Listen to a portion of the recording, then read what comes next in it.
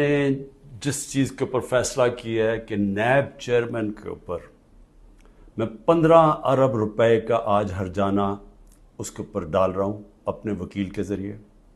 میں نے اس کو لیگل نوٹس بھجوایا اور میں آپ کو صرف موٹی موٹی بات بتانا چاہتا ہوں کہ میں نے یہ کیوں کیا ہے. اس آدمی نے سب کچھ بدنیتی پہ کیا. اس نے میرے فنڈامنٹل رائٹس، میرے جو بنیادی حقوق جو میرا آئین دیتا ہے، اس کی خلاف ورزی کی. اس نے نیب کے قانون توڑے مجھے پکڑنے میں.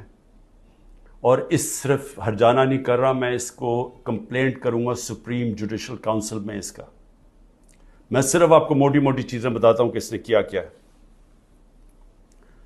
28 اپریل کو، ذرا اب یہ غور سے سننا ہے، 28 اپریل کو فیصلہ ہوتا ہے کہ میرے اوپر یہ جو انکوائری کر رہے تھے اس کو انویسٹیگیشن میں تبدیل کرنا ہے.